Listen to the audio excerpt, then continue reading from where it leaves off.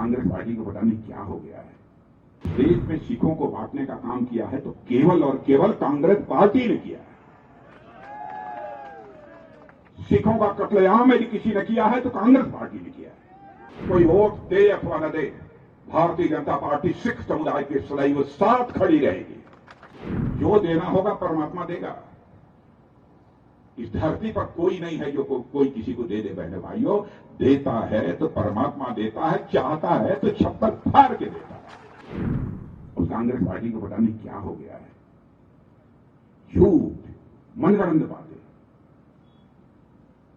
उस कांग्रेस पार्टी के नेता भारत की धरती पर नहीं, दुनिया के दूसरे देशों की धरती की पर जाकर वो बराबर बोल रहे हैं।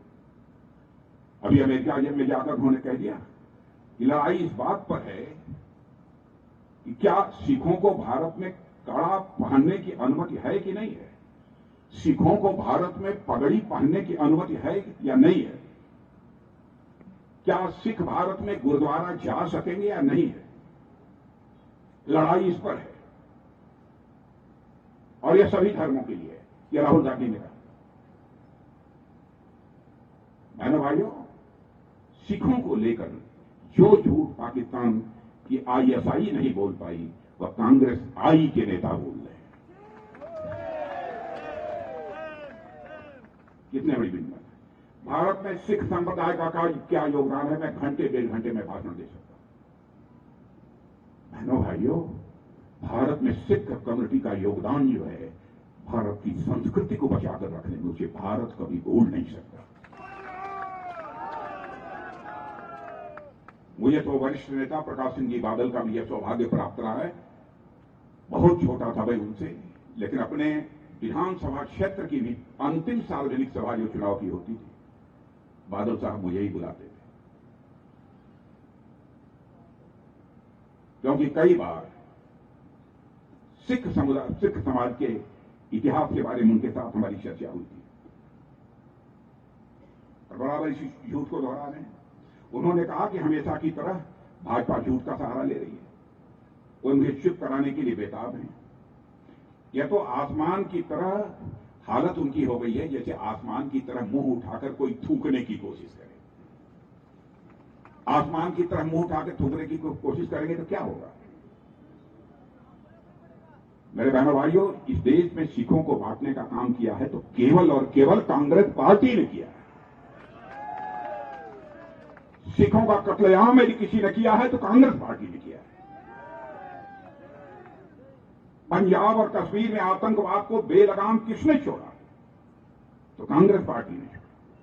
मैं कांग्रेस से कहना चाहता हूं कि झूठ इतना भी न बोलो कि भविष्य में सच का तुम सामना ही न कर सको। सरकार का जहां तक प्रश्न है, हमारी सरकार ने सिख करतारपुर साहिब गलियारा बनवाया, सिखों को बदनाम करने वाली ब्लैक लिस्ट को समाप्त किया। इतना ही नहीं, सिख विरोधी दंगों के शिकार दंगा पीड़ितों के आंसू पोंछने का काम हम लोगों ने किया। और मैं बता देना चाहता हूं, कोई वोट दे अथवा न दे, भारतीय जनता पार्टी सिख समुदाय के सदैव साथ खड़ी रहेगी।